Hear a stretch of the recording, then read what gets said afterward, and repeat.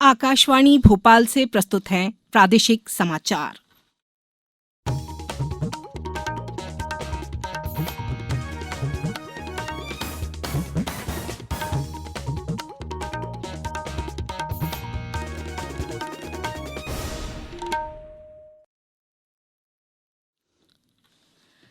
नमस्कार, समाचारों के साथ मैं राना शाहिद। पहले एक अपील। देश में कोरोना संक्रमण में तेजी से वृद्धि हो रही है। आपसे अपील है कि आप सावधान और सतर्क रहें और 15 से 18 वर्ष के किशोर और अन्य लोगों को भी टीकाकरण के लिए प्रेरित करें। कोरोना के नए वायरस ओमिक्रॉन से चिंताएं बढ़ गई हैं। बचाव के लिए कृपया इन 3 सरल उपायों का पालन अवश्य करें। मास्क लगाएं, 2 गज की सुरक्षित दूरी बनाए रखें, हाथ और चेहरा साफ रखें। कोविड संबंधी किसी भी जानकारी और मार्गदर्शन के लिए राष्ट्रीय हेल्पलाइन नंबर 011-2397-8046 और 1075 पर संपर्क करें। अब इस बुलेटिन के समाचार। सबसे पहले मुख्य समाचार। प्रधानमंत्री नरेंद्र मोदी आज नेताजी सुभाष चंद्र बोस की जयंती पर उनकी होलोग्राम प्रतिमा का अनावरण करेंगे। सुकन्या समृद्धि योजना में करीब 23 लाख खाते खुलवाकर मध्यप्रदेश ने बनाया रिकॉर्ड। प्रदेश में कोविड अनुरूप व्यवहार के साथ इस बार मनाया जाएगा गणतंत्र दिवस। परेड में एनएसएस, स्काउट गाइड और शौर्य दल शामिल नहीं होंगे। और मौसम का मिजाज फिर बदला। भोपाल, इंदौर, उज्जैन सहित कई जिलों में हुई बारिश। अब समाचार विस्तार से।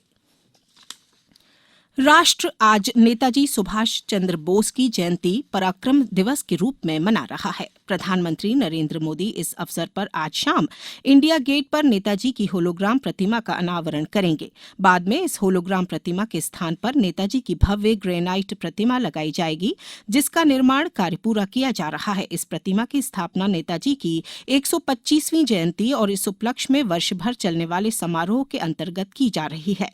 कार्यक्रम के दौरान प्रधानमंत्री वर्ष 2019, 20, 21 और 2022 के लिए सुभाष चंद्र बोस आपदा प्रबंधन पुरस्कार प्रदान करेंगे। समारोह के दौरान कुल 7 पुरस्कार दिए जाएंगे। मुख्यमंत्री शिवराज सिंह चौहान आज सुभाष चंद्र बोस जयंती के अवसर पर भोपाल के सुभाष नगर आरओबी का लोकार्पण करेंगे। श्री चौहान प्रभात चौराहा पर स्थापित नेताजी सुभाष चंद्र बोस की प्रतिमा का अनावरण और आजाद हिंद फौज कॉन्सेप्ट पार्क का भूमि पूजन भी करेंगे। 28 करोड़ रुपए की लागत से निर्मित ब्रिज से नगर की लगभग 5 लाख जनता को सहूलियत मिलेगी। मुख्यमंत्री शिवराज सिंह चौहान ने कहा है कि बेटियों को आगे बढ़ाने के लिए उनके स्वप्नों को साकार करना हम सभी का दायित्व है। केंद्र सरकार, राज्य सरकार और आम नागरिक मिलकर बेटियों के सपनों को पंख लगाएंगे। मध्य प्रदेश ने सुकन्या समृद्धि योजना में करीब 23 लाख खाते खुलवाने की उपलब्धि अर्जित की है। श्री चौहान ने कहा कि प्रधानमंत्री नरेंद्र मोदी द्वारा बेटियों को सशक्त बनाने एवं उनका भविष्य सुरक्षित करने के उद्देश्य से शुरू की गई सुकन्या समृद्धि योजना के सफलतम 7 वर्ष पूर्ण हो रहे हैं। श्री चौहान ने कहा कि समाज के सशक्तिकरण के लिए नारी का सशक्त होना अत्यंत आवश्यक है। आज पैदा हुई बेटी कल समाज, प्रदेश और राष्ट्र को सशक्त बनाने में अपनी भूमिका निभा पाए।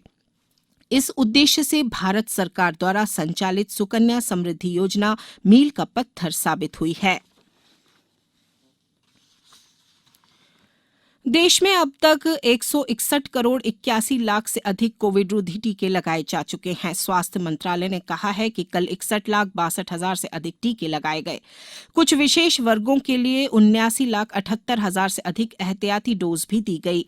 स्वस्थ होने की राष्ट्रीय दर 93.31% है। इधर प्रदेश में अब तक 10 करोड़ 85,86,958 डोज लगाए गए हैं। कल प्रदेश में 11,274 कोरोना के नए मरीज मिले, वहीं 4,966 मरीज स्वस्थ हुए।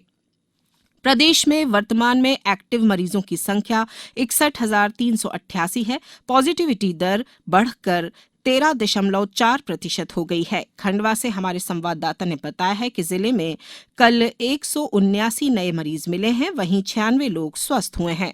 मुरैना जिले में भी संक्रमण तेजी से बढ़ रहा है। कल यहां 117 लोगों में संक्रमण की पुष्टि हुई। उधर झाबुआ जिले में 152 नए मरीज मिले हैं। धार जिले में कोरोना पॉजिटिव मरीजों की संख्या बढ़कर 1000 से ज्यादा हो गई है। कल यहां 165 नए मरीज मिले हैं। इंदौर जिले में पिछले 24 घंटों के दौरान 3372 नए संक्रमितों का पता चला। जिले में फिलहाल 23,183 कोरोना संक्रमितों का इलाज जारी है।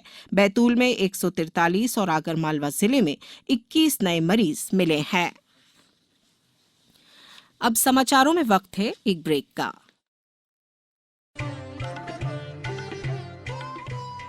कोविड-19 से बचाव और सुरक्षित रहने के 3 उपाय। मास्क लगाएं, 2 गज दूरी है जरूरी, सुरक्षित दूरी रखें, हाथ और मुंह साफ रखें।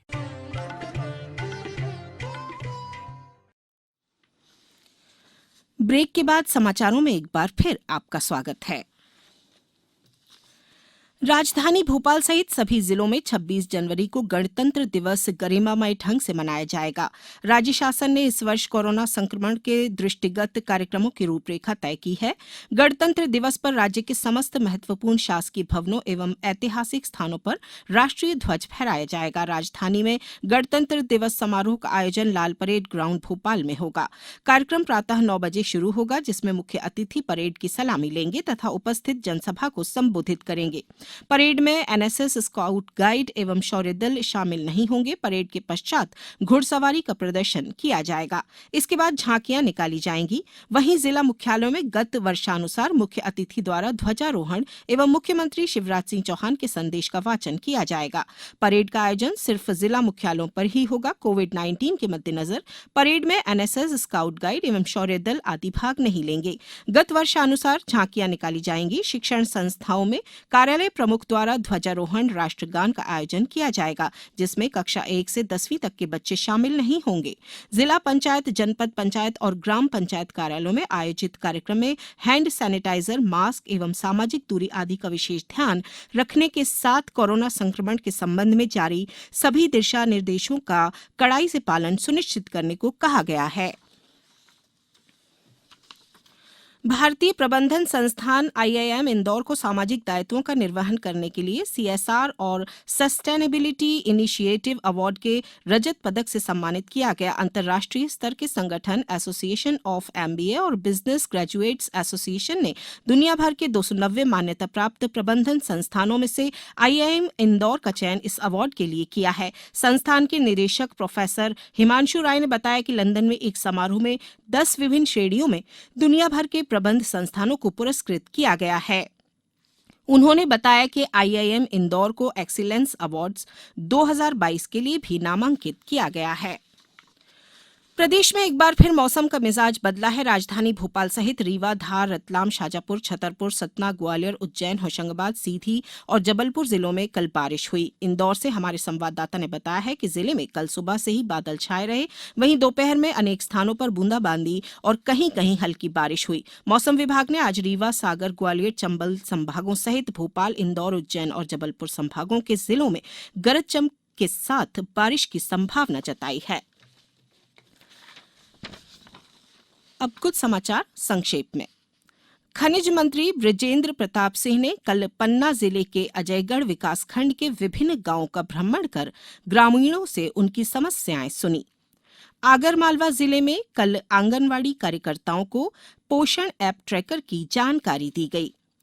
अशोकनगर कलेक्टर ने कल जिला अस्पताल पहुंचकर ऑक्सीजन प्लांट का जायजा लिया। झाबुआ जिला चिकित्सालय में मास्क अनिवार्य किया गया है। खंडवा विधायक देवेंद्र वर्मा ने कल नगर निगम के विकास कार्य की समीक्षा की। इस बुलेटिन में फिलहाल इतना ही। अंत में एक अपील, हमेशा ध्यान रखें, मास्क और 2 गज की दूरी, हाथ धोना भी है जरूरी। नमस्कार।